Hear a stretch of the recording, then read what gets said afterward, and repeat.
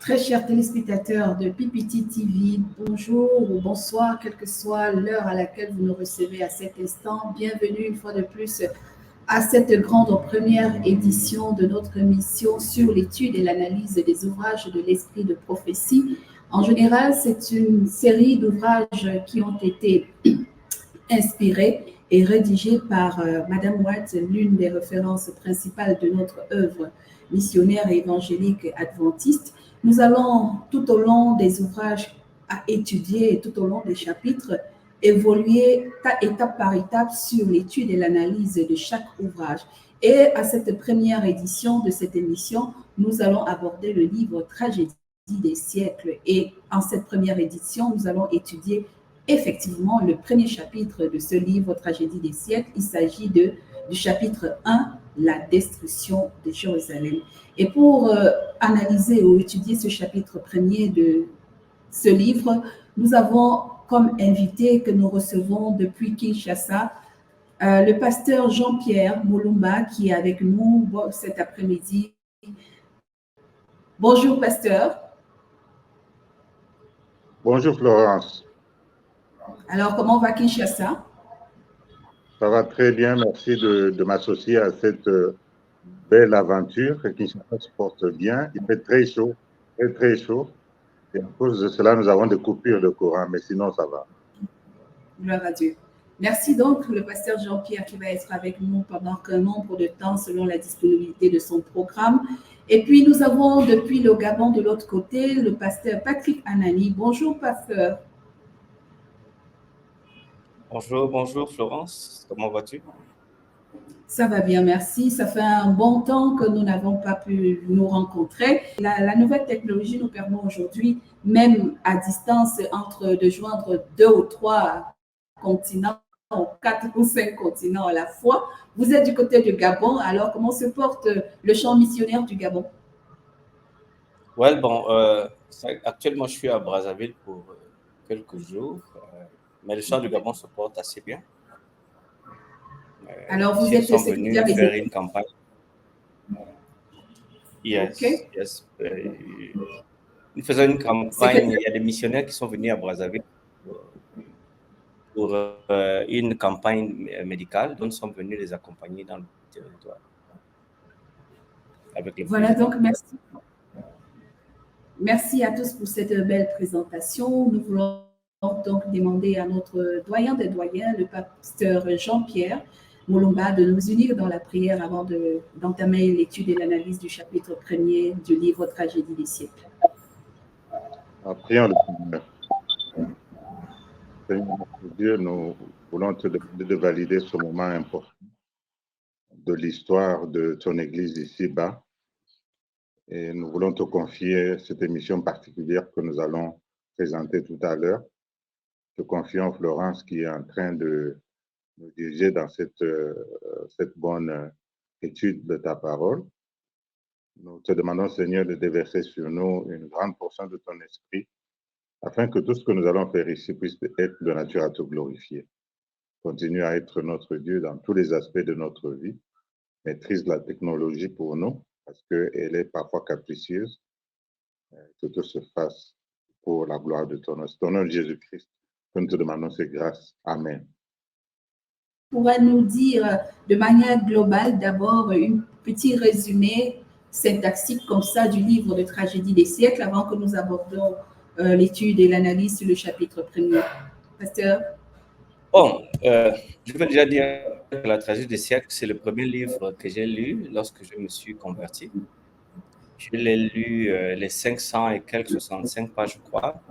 Je l'ai lu en moins de 4-5 jours. Et je l'ai relu plusieurs fois au cours de ma vie. Et j'avoue qu'à chaque fois que je le relis, j'ai des angles différents. À chaque fois que je le relis, c'est comme si je n'avais jamais relu. La Tragédie des siècles, donc, c'est l'histoire d'un peuple juif qui a eu des bénédictions immenses, qui a été appelé pour Dieu, mais qui, dans sa désobéissance, a donc appelé la venue d'un Messie qui devait venir mourir. Donc, la sœur Watt, en historienne et en prophétesse, a donc donné donc cette nature à ce livre sur de l'histoire qu'elle analyse dans les tendances spirituelles du moment, de l'époque. C'est comme si, l'impression que j'ai quand je lis ce livre, c'est comme si, en fait, elle était présente dans certains événements. Comme par exemple, aujourd'hui, la destruction de Jérusalem, elle a utilisé beaucoup de sources historiques, mais c'est comme si Dieu l'avait permis d'aller voir sur la montagne de Golgotha, voir ce qui s'y passait, comment les choses se faisaient. Elle a donc mêlé à sa manière d'écrire beaucoup de... Elle a mêlé, c'est extraordinaire. Elle fait l'œuvre de plus qu'une historienne qu'une femme qui n'avait pas ce niveau. Donc, pour moi, est un livre qui me ramène encore à la parole de Dieu. C'est-à-dire, quand je lis la tragédie des siècles, je me rends compte que la Bible peut être écrite de façon à ce qu'elle elle tranche sur les tendances actuelles, historiques, même modernes. Parce que dans le premier chapitre, en fait, on commence à Jérusalem, se porte jusqu'à la venue de Jésus-Christ. Dans ce sens dont je me dis, c'est un livre extraordinaire. On va voir Zwingli, on va voir Luther, on va voir les réformateurs, on va voir le XVIIIe siècle, la réforme, le protestantisme, le sanctuaire et le retour de Jésus-Christ. Donc, c'est un livre, quand vous l'avez en main, vous avez toute l'histoire du christianisme entre vos mains, de la croix jusqu'au retour de Jésus-Christ, à la nouvelle terre. Voilà un peu l'impression que j'ai de la tragédie que j'ai lue il y a moins 20 ans. Merci beaucoup, Pasteur Patrick, pour ce beau résumé de cet ouvrage-là. Et ma question maintenant va s'adresser au pasteur Jean-Pierre Mulumba. Nous connaissons qu'il y a eu une transcription, comme on dit, avec la modernité depuis les écrits de 1800, où l'Église a pris son vol. Et justement, on connaît aujourd'hui plusieurs versions de l'ouvrage. Est-ce qu'on peut encore être sûr que les nouvelles traductions, les nouvelles versions restent vraiment dans le sillage réel du message que Mme White a voulu partager avec l'Église de Dieu à la fin des temps? Pasteur Laurent, c'est comme si tu étais entré dans mon esprit. C'est comme si tu étais vraiment rentré dans mon esprit pour me poser cette question. Parce que depuis le jour où tu m'as dit que nous devions parler de la tragédie du siècle, je me suis posé la même question. C'est pour ça que j'ai commencé avec la version originale. J'ai lu la version originale, j'ai lu le premier chapitre dans la version originale. J'ai également utilisé toutes les autres versions qui sont venues après, et le Grand Espoir qui est le plus récent. Et j'ai regardé, je me suis dit, nos gens sont vraiment très intelligents parce que malgré le fait qu'ils ont voulu raccourcir les tragédies du siècle parce qu'ils ont vu que c'était gros et que ça empêchait les d'autres lecteurs en dehors de ceux de l'Église de le lire convenablement, ils ont essayé de raccourcir. Mais je me suis rendu compte que tout le condensé est là. Que tout ce qui est important est là. Donc, il n'y a vraiment pas de souci. Il n'y a pas eu quelque chose qui a été évité si il y avait quelqu'un qui avait envie d'éviter quelque chose. Il n'y a pas quelque chose qui a été retiré. Il n'y a pas une autre chose qui a été ajoutée. Le condensé, même dans le plus profond du grand espoir, a été maintenu. L'essentiel a été maintenu. Merci beaucoup, pasteur.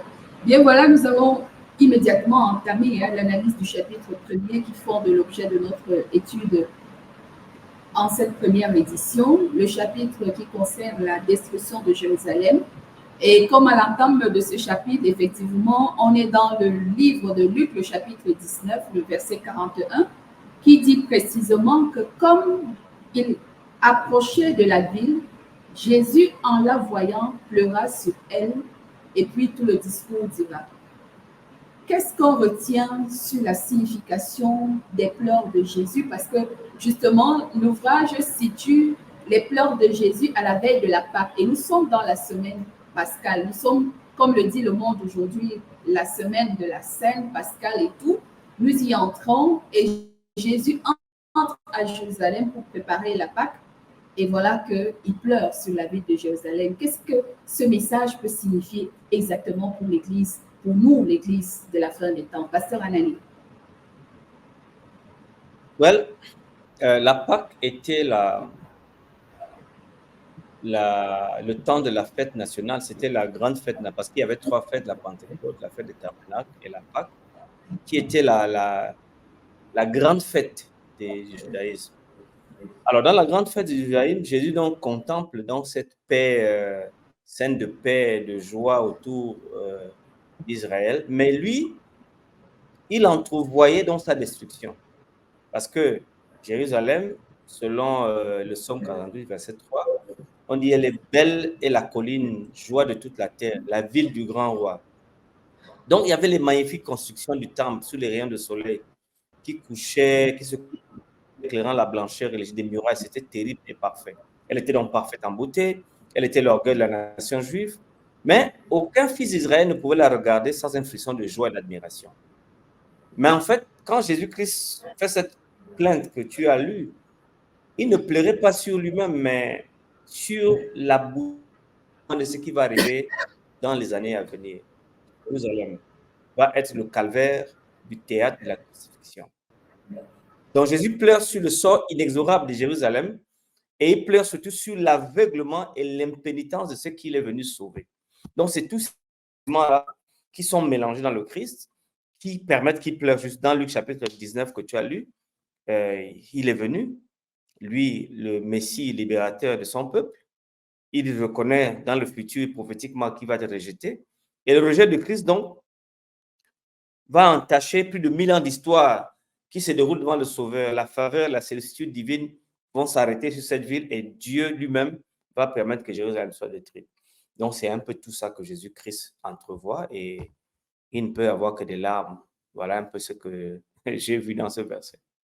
Sont-elles significatives pour l'Église dans la fin des temps? Parce que Jésus va pleurer 2 fois tout au long de son parcours. Justement, il va pleurer sur Jérusalem et puis il va pleurer lors de la mort de Lazare, son ami. Est-ce que ce même regard peut être posé ou les pleurs de Jésus peuvent être posés aujourd'hui sur l'Église de la fin des temps, sur l'Église chrétienne de manière générale? Oui, Pasteur Jean-Pierre. Oui, moi, je voulais juste revenir en arrière un tout petit peu. D'accord. À propos de ce que Pasteur Anani a dit, vous savez, il y avait la fête, on était vraiment dans la fête, pendant qu'un grand événement se passait et il ne savait pas qu'il se doutait de rien. Il ne savait pas que c'était un grand événement, il y avait quelque chose que ça signifiait. Les gens étaient intéressés par la fête. Alors, ils ne comprenaient pas pourquoi Christ pouvait être triste par moment et qu'il pouvait pleurer, parce qu'eux n'avaient pas la compréhension des événements tels que la prophétie les a déjà alignés. Donc, c'était vraiment difficile pour eux de comprendre la prophétie. Et, le Seigneur Jésus, il sait ce que ça signifie. Lui, il voit non pas toute la beauté de Jérusalem, non pas toute la fête, tous les tambours, toute la musique qui était retentissante. Il voit un événement derrière cela. Et cet événement, ce n'est pas seulement la destruction de Jérusalem, mais il y avait plus que ça. Il y avait même son avènement, l'avènement du Seigneur Jésus. Parce que quand vous lisez en Matthieu 4, vous allez voir au verset 3, 4, les apôtres ne comprennent pas. Eux-mêmes, ils disent, mais tu nous parles de ce que le temple aura des problèmes, mais quand est-ce que cela va se passer? Mais inspirés aussi par le Saint-Esprit, ils disent, quand se passera toutes ces choses, aussi bien que ton avènement. Donc, eux-mêmes, les apôtres, en posant la question, ils distinguent déjà 2 événements. Ils distinguent déjà la venue de Christ, car ils distinguent d'abord la destruction de Jérusalem et puis la venue du Christ. Parce que la parole de Dieu dit clairement qu'à l'époque de Noé, les gens buvaient, mangeaient, mariaient leurs enfants jusqu'à ce que le déluge est venu. Nous aussi, nous faisons la même chose maintenant. Nous sommes distraits, nous mangeons, nous buvons, nous marions nos enfants. Nous sommes distraits et nous ne savons pas qu'il y a un événement grand qui va bientôt venir dans la succession de tous ces événements. Merci, pasteur.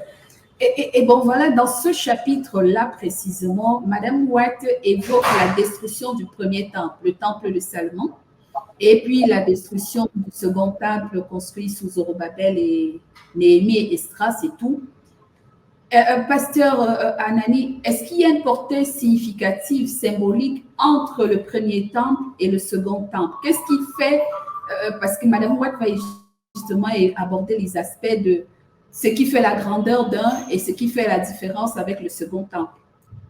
Bon, écoutez, dans le premier temple qui avait été détruit par Nebuchadnezzar, c'était un temple extraordinaire. C'était un temple où Salomon, dans sa richesse, avait mis le paquet. C'était en fait un des plus bels endroits de la terre. Il n'y avait pas plus grand édifice dans le monde antique que celui-ci. Quand Nebuchadnezzar, en 587 ou 586, détruit le temple, donc au retour des 70 ans de captivité, donc, il y a du temps d'âge et les gens ont rebâti le temple. Mais ce temple, la gloire de ce temple n'était pas similaire à la gloire de l'ancien temple. C'est-à-dire même que lorsqu'on a élevé les fondations, les gens qui avaient assisté, qui avaient vécu entre le premier temple de Salomon et le deuxième temple de retour de la captivité, parce que rappelez-vous, Salomon était le plus sage des rois d'Israël, qui avait lui-même présidé à son érection. C'était l'édifice le plus magnifique du monde qu'il n'avait jamais vu. Mais au temps d'Agé, donc, Agé chapitre 2, verset 9 à 7, la gloire de cette dernière maison sera plus grande que celle de la première. Je ferai trembler toutes les nations, le désir de toutes les nations arrivera et je remplirai cette maison de gloire de l'Éternel. Alors, détruit par Nebuchadnezzar, 500 ans avant Jésus-Christ, après la captivité, donc, il y a eu donc ce temple. Et dans Agé chapitre 2, verset 3, on dit, quel est parmi vous le survivant qui a vu cette maison dans sa gloire première? Et comment la voyez-vous maintenant, telle qu'elle ne paraît-elle pas rien à vos yeux? Donc ici, le second temple n'avait pas égalé le premier temple de Salomon en magnificence parce qu'il n'était pas consacré comme le premier par les signes visibles. La Shekinah n'apparaissait plus, la présence divine n'avait pas été présente, la manifestation surnaturelle n'était pas là, aucune nuée de gloire n'avait envoyé le nouveau sanctuaire, le feu du ciel ne l'avait pas honoré de sa présence. En d'autres termes, la Shekinah n'avait pas résidé dans le chérubin, des lieux très saints. Et même l'arche de l'alliance entre les deux propriétaires avait disparu. Aucune voix céleste ne répondait plus au sacrificateur qui consultait Dieu. Donc, dans d'autres termes, le second temple n'a rien de plus.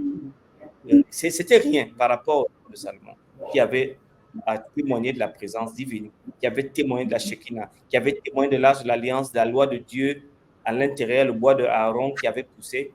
Tous ces miracles-là, donc, c'était pas la même chose. Voilà. C'est que la sœur Watt dit dans son chapitre. Justement, merci, pasteur. Parce que quand je suis dans cette version, celle-ci, à la page 25, il est dit que ce qui honora le second temple ne fut pas la nuée glorieuse de Jéhovah, mais la présence personnelle de celui en qui habitait corporellement toute la plénitude et puis de la divinité, c'était Dieu manifesté en chair. Donc, pour dire clair, la sœur White dit que la magnificence du second temple n'égalait en rien la magnificence du temple construit par Salomon, mais il est plus glorieux parce qu'il a connu la présence du Fils de Dieu, parce que Jésus a foulé de ses pieds lors de son premier séjour sur la terre, sa présence dans le lieu. Et c'est d'ailleurs même l'une des images qui porte la présence de Jésus, c'est quand, après son baptême, il entre dans le sanctuaire, le temple, et il déroule le livre d'Ésaïe qui dit que l'Esprit du Seigneur repose sur lui. Pasteur Jean-Pierre, Jésus, donc, a foulé le sanctuaire. Le second, maintenant, il anticipe les événements qui vont avoir lieu pour préparer son Église ou son peuple à la destruction de cette ville, non seulement la ville de Jérusalem, mais aussi la destruction de ce temple qui a connu sa présence. Comment les disciples, qu'est-ce qui s'est passé? L'interprétation qu'on peut faire au moment où Jésus annonce la destruction de la ville et du temple, les disciples passent complètement à côté du message que Jésus prévoit. Comment nous, aujourd'hui, nous pouvons cerner l'importance et capitale de ce que la parole de Jésus a eu de l'effet plus tard. Exactement, les Juifs, les apôtres même, les disciples même de Jésus-Christ, ceux qui ont marché avec lui, qui ont participé de l'événement, qui n'ont pas compris de quoi il s'agissait. Si l'Esprit les a sollicités, l'Esprit les a vraiment sollicités pour essayer de leur faire comprendre, ils ont même parlé par l'Esprit, mais sont passés à côté de l'événement. Alors, c'est la même chose, nous qui sommes des disciples de Jésus-Christ aujourd'hui, nous devons comprendre les grands événements de la prophétie biblique, parce qu'il ne s'agissait pas seulement d'un événement, il s'agissait d'une période. Il s'agissait d'un testament, il s'agissait d'une nouvelle façon pour Dieu de régler les choses. Parce que l'ancien temple, sa gloire se manifestait, et dans la manifestation de sa gloire, il s'agissait de Dieu lui-même. Maintenant, Dieu est devenu chair en Christ. Donc, on n'a pas besoin d'autres manifestations, parce que toutes les manifestations se trouvent en lui. Et quand nous avons Jésus-Christ, nous avons tout. C'est pourquoi, pour anticiper, dans la nouvelle terre, il n'y aura pas de lumière, il n'y aura pas de ténèbres, parce que Jésus-Christ a la lumière. Et tout ce qui va se faire là, va se faire autour de Jésus-Christ.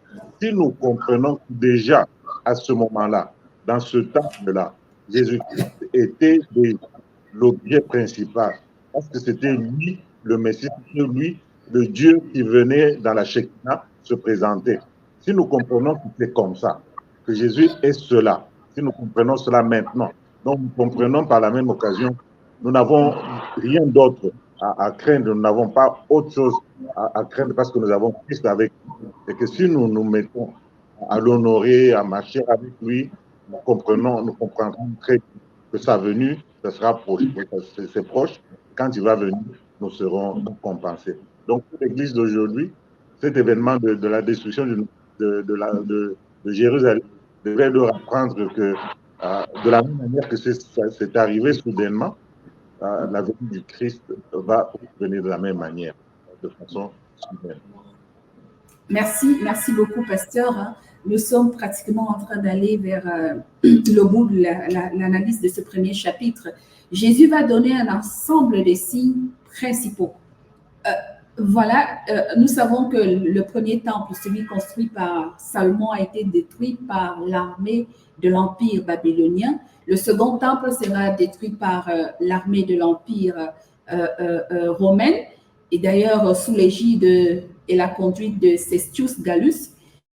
Mais Jésus va dire quelque chose de très important quelque part dans la parole, lorsqu'il dit « Lorsque vous verrez Jérusalem investie par des armées », avait dit Jésus, « Sachez alors que sa désolation est proche, alors que ceux qui seront en Judée fuient dans les montagnes, que ceux qui seront au milieu de Jérusalem en sortent, et que ceux qui seront dans les champs n'entrent pas dans la ville. » Est-ce que, justement, pasteur Anaïné, il y a une interprétation erronée des signes que Jésus donne entre la destruction de Jérusalem et les signes avant-coureurs de l'avènement du second retour de Jésus-Christ.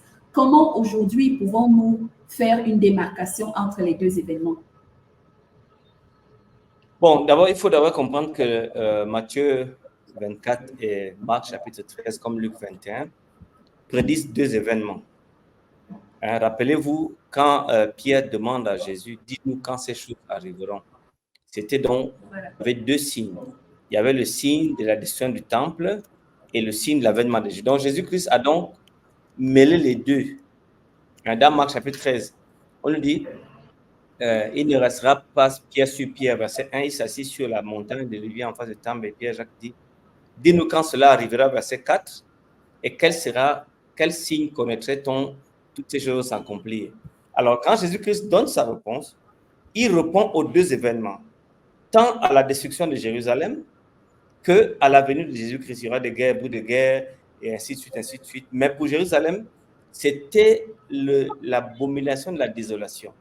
Selon Mme White, elle dit que la ville détruite ne tarda pas à tomber tout entière les mains des Juifs, mais elle dit qu'aucun chrétien ne mourut dans cette soirée. Parce que lorsque les chrétiens ont vu l'étendard romain sur la colline, ils sont sortis avant pour se réfugier dans une petite ville de Péla. Et là, alors, là, elle donne une citation historique. Je ne sais même pas comment elle a lu, parce que dans ma thèse de doctorat, j'ai écrit sur Marc chapitre 13, verset 15. Alors donc, Pella, c'était une petite ville qui était située à quelques kilomètres de Jérusalem. Donc, aucun chrétien n'est mort parce qu'ils ont vu les signes avant-coureurs de la destruction de Jérusalem. Ils sont sortis.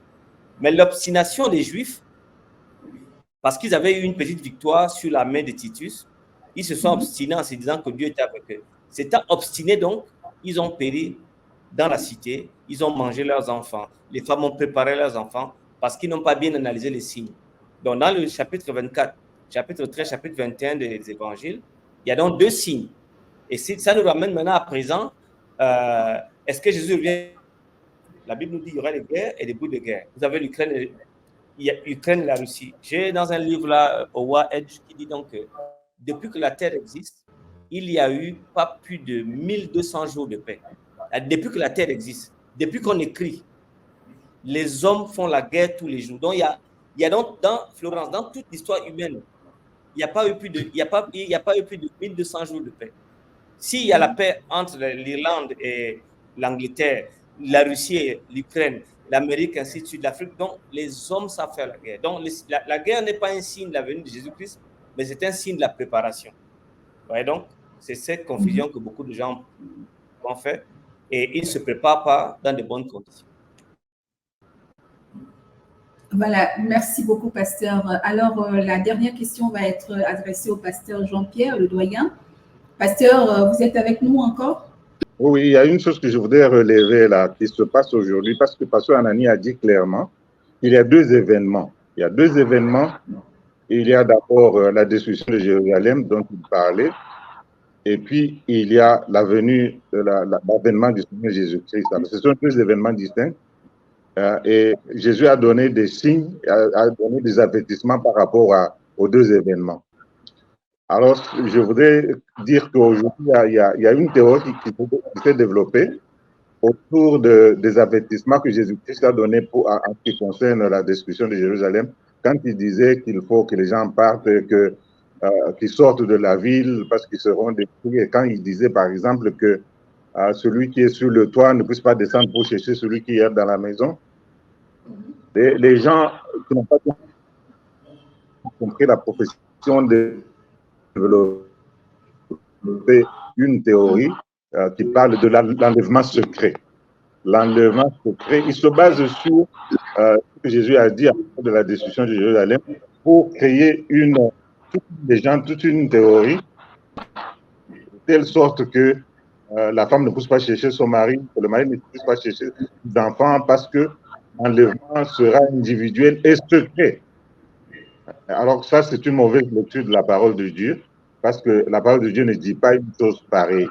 Quand nous regardons la parole de Dieu, elle va venir de manière visible aussi de manière universelle. Donc ça ne sera pas un petit truc que quelqu'un est enlevé à l'insu des autres et on le voit, il est déjà parti. J'ai même vu un film, j'ai beaucoup ri parce que j'ai vu ce film-là, comment les gens étaient enlevés comme par miracle, quelqu'un disparaît, et puis les gens le trouvent qu'il a disparu, et puis ils se demandent où est-ce qu'il est parti, et puis quelqu'un d'autre est pris, et ainsi de suite. Donc, cette théorie cette théologie plutôt, entre guillemets, qui a été développée par certaines personnes, n'est pas correcte, ce n'est pas biblique, il n'y a rien de pareil dans la Bible. Tout ce que nous savons, Jésus-Christ nous a prévenus, nous, de cette époque. C'est d'ailleurs nous qui sommes les plus concernés, parce que les autres époques, c'est déjà venu et passé. Nous sommes concernés parce qu'il nous répète que nous devons être prêts, et quand il va venir à l'insu de tout le monde. Ça ne veut pas dire de façon secrète. À l'insu, ça ne signifie pas de façon secrète, parce que d'autres disent, quand il va venir, la Bible dit qu'il vient comme un voleur, donc il va venir sans que nous sachions. Ça va venir, le vol, ou bien le fait qu'il va venir comme un voleur spirituel, quand nous serons dans la cécité spirituelle, quand nous ne serons pas en train de discerner les signes de temps, à ce moment-là, il va venir et prendre au dépourvu tous ceux qui ne se seront pas préparés, comme les Juifs avaient été pris au dépourvu à la destruction de Jérusalem. Merci, pasteur. Et justement, c'est cela que je voulais aller plus loin dans ce que vous venez justement de mieux citer. Pour nous, aujourd'hui, Jérusalem a été détruite hier. Pour nous, croyants de la dernière génération, quels sont les signes avant-coureurs qui nous permettent de nous préparer à l'attente du retour de Jésus? Il y a eu des signes comme par exemple, Jésus va dire dans Marc chapitre 13, si quelqu'un vous dit allez ici, le Christ il est ici, n'y allez pas, car il s'élèvera de faux Christ et de faux prophètes. Cela, nous le voyons tous les jours. Soyez sous vos gardes. Je vous ai annoncé d'avance, mais dans les jours de détresse, le soleil s'obscurcira, la lune ne donnera plus sa lumière, verset 24, les étoiles tomberont du ciel et les puissances qui sont dans les cieux sont ébranlées. Cela est également arrivé au XVIIIe siècle. Alors, on verra le Fils de l'homme sur le nuage avec une grande puissance. Mais le signe qui manque encore, c'est le développement de l'évangile dans le monde entier. Jésus-Christ peut venir dans n'importe quel jour de maintenant parce que la communication, les mass médias, Facebook, TikTok, qui est également utilisé par le diable, mais également par des personnes qui sont mal intentionnées, également, n'est-ce pas, peuvent nous aider à ne pas le faire. Donc voilà ce que je peux dire, Florence. Merci, Pasteur Mwamba et Pasteur Patrick. Je voudrais finir avec la lecture justement de la conclusion de ce chapitre sur la destruction de Jérusalem, mais la conclusion sur le dernier paragraphe. Madame White dit « Le monde aujourd'hui n'est pas mieux préparé à recevoir le message pour notre temps que les Juifs ne le furent, à accueillir l'avertissement du Sauveur concernant Jérusalem. À quelques moments qu'il survienne, le jour du Seigneur prendra les méchants au dépourvu. La vie suivra son cours ordinaire. Les hommes seront absorbés par leurs affaires, par leur commerce et par l'amour de l'argent. Les conducteurs de la pensée religieuse exalteront les progrès et les lumières du siècle, et les masses seront bercées dans une fausse sécurité. Alors, tel un voleur qui pénètre à minuit dans une demeure mal gardée, une ruine soudaine surprendra les inconscients et les impaies, et ils n'échapperont point, dit Madame White. Préparons-nous donc à ce grand jour, à ce retour de Jésus-Christ, qui certainement va surprendre beaucoup de choses, beaucoup de personnes, mais pas les croyants, parce qu'ils auront vu les signes et ils se prépareront à y échapper à la destruction. Merci à vous deux et certainement rendez-vous avec la suite de l'étude du livre de Tragédie des siècles dans les chapitres suivants. Si Dieu permet que nous soyons toujours connectés, nous allons continuer à étudier ce livre-là. Nous allons donc demander au pasteur Patrick de nous unir dans la prière pour clôturer cette première édition. Seigneur notre Père, notre Dieu, nous voulons te dire merci pour cette lecture qui nous ramène à tant d'écrits que nous avons tout le temps. Peut-être que nous n'avons pas maturé à succès. Je voudrais te dire merci pour la présence de mon grand frère, pasteur Jean-Pierre Chimanga, qui nous a éduqués dans la lecture, qui nous a encouragés pour être des ministres comme lui. Nous voulons te dire merci, Seigneur, pour ce genre de personnes. Bénis-le, sa famille, et bénis-moi également, ainsi que Florence elle-même. Garde-nous dans ta divine paix, au nom de Jésus-Christ. Amen. Amen.